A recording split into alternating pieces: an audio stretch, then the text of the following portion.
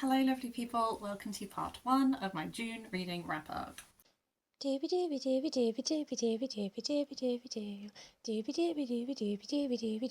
Sophie vlogs. I have 7 books to talk about in this part 1, and then I have 6 books to talk about in part 2 because we read a lot in June again. Shall I kick it off with, I'm going to start with a book that I briefly mentioned in my Medieval Mystic May wrap up, which was that I had started reading The Name of the Rose by Umberto Eco. I ended up really enjoying this actually. I know that a few people had commented to tell me how much they enjoyed when they read this. I definitely found it slightly different than I expected, but I did enjoy it. This is set in a Benedictine monastery. Well, the setup is that actually someone found this manuscript that is the writings of this guy talking about these experiences that you read in The Name of the Rose, and that they've like unearthed it. But essentially, like, the person who is like scribing all of this down is writing it as a much older man and thinking back to when he was a younger man, and he was the assistant to this monk called William, who has been sent to this monastery with this clerical mission.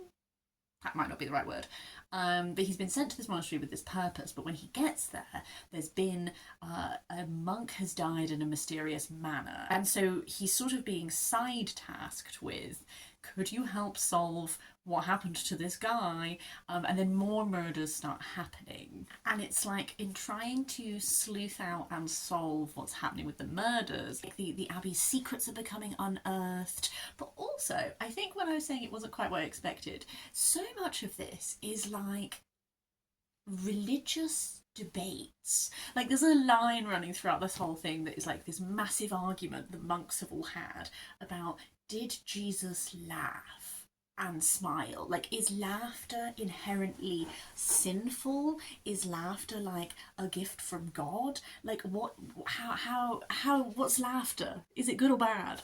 And so much of this, you are like sleuthing, and there's like these deaths are happening. You've got monks who are quoting from the Book of Revelation, who are like viewing these deaths as like they are the sounding bell that the revelation is beginning, and all of this. You have these corruption within the abbey. You have all of these like deep-rooted things that people have been holding against each other for years that are becoming like taken out into the open, and all this kind of stuff.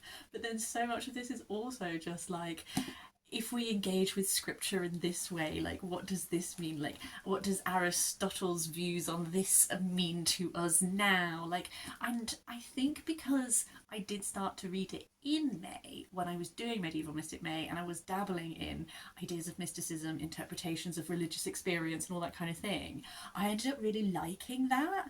I kind of loved this, like, combination of two things that I enjoy that I don't think I've ever read being done at the same time as each other. I think that the kind of, it does mean that it's slow paced, and it does, I guess, mean that it's not a murder mystery that's very like reveal after reveal after reveal, like a pacey quick thing. But it is, I think sometimes, I guess I can see how you could read this and find yourself being like, oh my god, I just want to know who's killing people and why. Stop debating this thing. But I enjoyed all of that. William as I guess like a detective figure, has like, there's a lot of this that is really about his approach to logic and to uncovering information and to utilizing what you do know to try and identify what you don't know, questioning everything deeply, again, which uses a lot of the same like approach and logic that you would use at that time to try and interpret scripture. And like, the way that you approach unraveling things isn't always like how I as a modern person would do it, but it is an interesting thing. I didn't think it was that chunky a read, but I realised it is like 500 pages. I came to the end and I felt such like a sense of accomplishment. I was like, yeah, I read this. I enjoyed it. I guess I should transition next onto a more classic murder mystery that I read in June, and that is The Labyrinth House Murders by Yukito Ajatsuji, which is translated by Ho-Ling Wong. My third Ajatsuji. I'm on the whole really enjoying exploring this author. This is part of this series of murder mysteries that are all set in these houses. There's like this one architect who built these really strange houses, and things keep happening in them, which I find, as someone who I guess is interested in architecture, I just think that's such a great concept. Like, every time you read one of the books in this series, you have like a really cool, weird house to get to know that you just know is going to have a bit more going on under the surface than it seems to. This one also has like an interesting like literary framing device, I guess, because we have our detective who runs throughout these books, and in this one it's like he was at the Labyrinth House, he experienced the Labyrinth House murders, all of that kind of thing. He is picking up a book that someone who's also there has written, an account of what happened. And so most of the book that you read is this in-world book of the Labyrinth House murders, but then it is framed by our actual detective, and after he finishes the book you get to see a little bit his interpretation of the book, and there's a little bit of interesting stuff that happens towards the end there. Very much like a locked room murder mystery, except instead of it being a locked room, it's like a locked house murder mystery, because a whole group of people are invited to the Labyrinth house by the guy who lives there, who is this incredibly famous murder mystery writer. He's much older now. He has invited some of his, like, the star ingenues of the murder mystery scene, and like his editor, his literary agent, that kind of thing. Wants them to do this competition. So he wants his little ingenue mystery writers write a book set in the Labyrinth house where they are the person who is about to be murdered, and then all of these other people he's invited will judge it. And as such, it's like they've all agreed to like stay at this house to do this competition and to not go outside and to like be closed in while they're doing the competition. Obviously things go a bit awry. I think the house aspect of this one is really fun. Like, the Labyrinth house is a labyrinth and all of the rooms are named after characters from Greek mythology, and like that's a really cool, like there's obviously little secret things going on in the house and that kind of thing. I do think it has some fun little twists and turns. I think the framing aspect lends itself to some, just when you think you've got a handle on it, ooh, might there be a little extra twist? Like, I like that whole kind of thing. I would say my main criticism of the book I cannot go into because it is a massive spoiler, but there is something about how the final reveal happens that is if you don't want to read the book but you do want to know, if you literally just go and read like some of the top reviews on Goodreads, they do talk about this detail that is a choice that I did not enjoy. But I am going to continue reading this author because I do like this concept, and I have, like, on the whole, overall enjoyed all three that I have read. I've been trying to work my way through, as well as the recommendations that you guys kindly gave me in my little call for book recs video.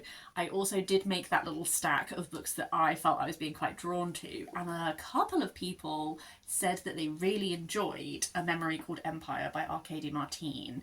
This is a sci-fi. I'm really glad I listened to you because I loved this. This was so much fun. I think I have been like buying sci-fi at a rate that I've not been reading sci-fi, and I really need to like change that because I love sci-fi. I don't know why I haven't been picking it up as much as I have been like picking it up in shops. This was so much fun. Why I was intrigued by this at the start was because I know that the author, like, her other job is that she's like a Byzantine historian, and I was like, ooh, I hope that that's present in it. And I guess if I knew more about Byzantine history I'd be able to comment on that, but I don't, so I won't. But I will say this type of like political machinations is very strongly a part of this. We are following Mahit, who is a ambassador. So essentially, like, the empire is huge and sprawling. She is an ambassador from somewhere that is very, very far away, and they're not actually part of the empire yet, and they don't really want to be swallowed into the empire. The previous ambassador, they've just received a communication that is like, the ambassador's dead, you need to send us a new one ASAP. And there is no information on like how did he die, what on earth happened. They haven't had an update from him in a really long time, so they have no idea what part of like what he's been doing, what he might have agreed to, like what is going on. So all she has as a resource is that they have this way of preserving people where it's like you essentially can like download yourself onto like a little, I'm going to call it a USB stick. It's not what it's called. But essentially, like, you can download a version of yourself at a point in time, and she has that USB stick, like, in her head. So she has a version of this ambassador from, like, 15 years ago. So she turns up to the Empire, and she's like, okay, I guess I gotta figure out what's going on. And so obviously she gets embroiled in some very complicated political machinations. There are lots of... The Emperor is old. There is sort of a joint succession thing going on, and there's some rebellious political unrest. There's like lots and lots of threads happening, and I just loved this. I just found that this was one of those books that I just devoured. I think that it has that mix of something that I have realised that I really liked, that I think I talked about in my TBR Reading Spa second vlog, is that there's a level of detail to world building that I find really comforting, that goes on the I can really tell you've thought this really through kind of route. And I prefer to have a little bit too much detail than not enough detail, I think. And this has that in the way that, like, the capital exists. And this did actually make me think a lot of, I guess, the Goblin Emperor, which is what I talked about in that context of loving detail, because both of them follow someone who is sort of not equipped to the best of their ability for the situation, is thrown into something that's very politically complex with lots of strands going on, and they just kind of have to make it work and figure out, like, who they can form alliances with and, like, what they need to do to survive, but not just for herself to survive, but also, like, she is representing this colony that does not want to be absorbed into the Empire. It does have a lot of really cool like sci-fi ideas in it. I got really attached to characters, so it's hitting off like the world building, the character building, and then also like this little plot that does get quite complicated. I was eating that up. I think it is also quite thought-provoking in some ways as well, with the types of discussion it is having about like concept of empire, concept of independence, and then I find something so compelling when you're like faced in situations where there seems to be no way to get through it without compromising some aspect of your mission, your morals, your all of that. Like, I just find that so delicious.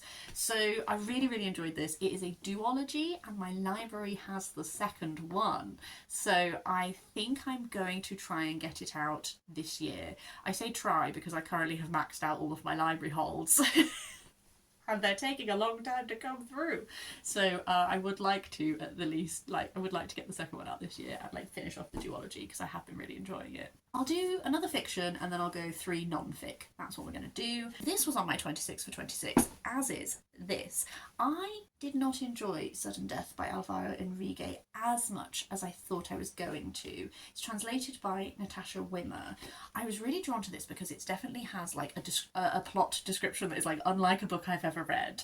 And so it's like a tennis match that's between Caravaggio, who is Italian, very famous Renaissance Italian artist, and Quevedo, who is a Spanish poet. Not a long book, and it was in some ways like quite a quick read because it has these very short little chapters, and I think I like a lot about the idea of this. I just didn't enjoy the actual reading of it as much as I had thought that I would. It takes this tennis match is definitely like a thread that runs throughout. It has these little excursions and little snapshots of like little things to do with tennis throughout history, and like the executioner who beheaded Anne Boleyn, who took her hair and turned it into tennis balls, and then what happened to these tennis balls. Also, there's like a thread that comes stronger through as it goes on that's about Hernan Cortez and his Mayan, like the Mayan woman that he was with and their daughter. So in many ways it should have been a book that I loved, because it's sort of like playing around with form and interacting with ideas of like empire and the conquest of Mexico and like history details that I always tend to find really interesting. I guess maybe because it is flitting around quite a bit, I just felt like I didn't like settle into it very much. Like I didn't really connect with like the characters very much, and there were like elements that I liked, but just upon finishing it, I find myself feeling like, oh, I thought because I put up my 26 for 26, it's because I thought I was going to love it. And I don't think I love it, but I do have his other book, You Dreamed of Empires, I think. I have that on my Kindle. So I'm going to read another book by him because I'm like intrigued by him as an author. Um, yeah, an interesting one. To non-fiction now. I listened to a short history of Japan by Christopher Harding, which is narrated by the author. I have previously read a Christopher Harding book that is, I don't remember what it's called, but it was a history of Japan, but it was also like specifically, there were some specific dates of which time period, and it was looking a bit about the story of Japan and sort of like the way the narrative Japan has built at different points of history about itself. And that was both an internal narrative of like the type of messaging that the government would give to people, and then an external narrative, such as like in the wake of the Second World War, how it sort of rebranded away from that identity into then this place that's like, oh, technology and all of this kind of thing, like all of that kind of stuff. So it was both a history but also like a history of like the way that we as nations like create an identity of ourselves, and that was really interesting. And then I went to a talk by him at Wells Literary Festival, which was for his book that I haven't read, The Light of Asia, is that what it was called? Again, it'll be somewhere. And I found him to be a very interesting speaker. I was really interested in like, still haven't read the book, but I found the talk very engaging. So a short history of Japan I just saw on my library audiobook app, and I was like, let's give it a go. It's very much what it says on the tin. It is a short history of Japan.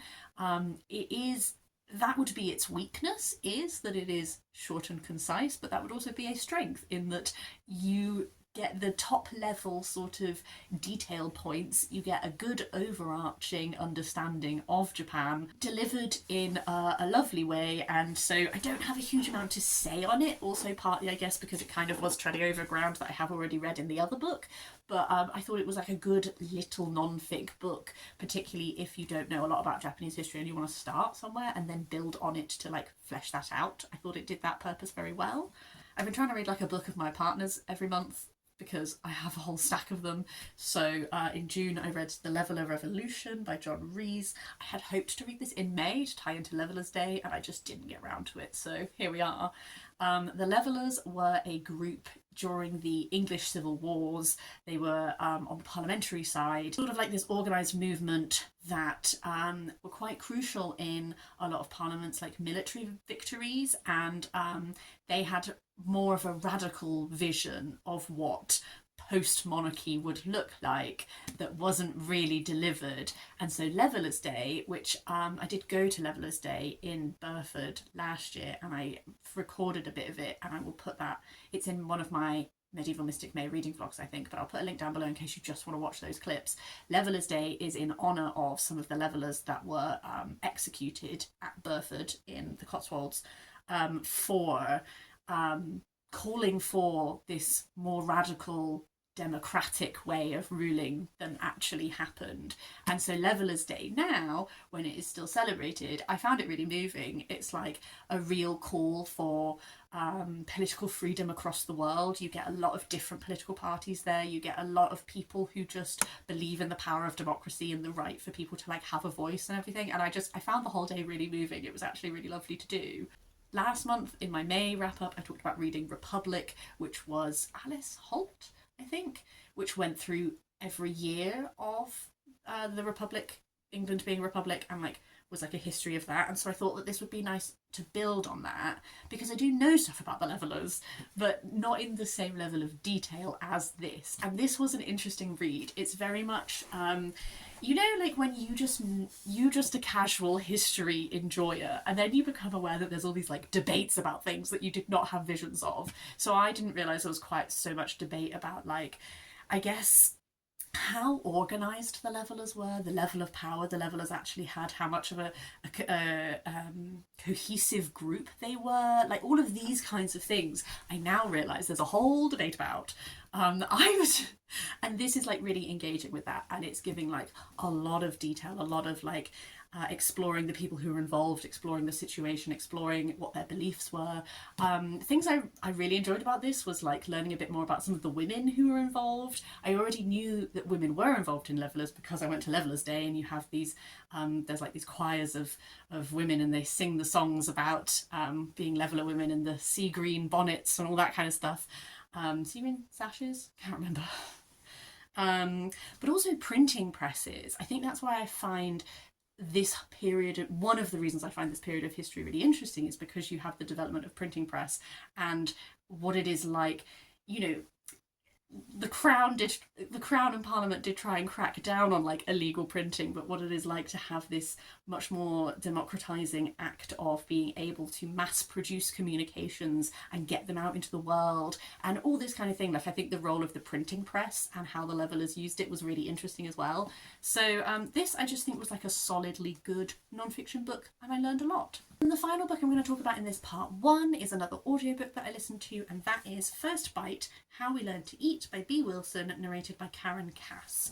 I read my first B. Wilson last year, which was The Heart-Shaped Tin, and I gave it 5 stars and I loved it. It was a selection of essays that is essentially looking at like different kitchen objects and like the memories they hold, and it looks at like, I guess, love and loss, but in a lot of different contexts, and I found it really emotional and like very reflective and that kind of thing.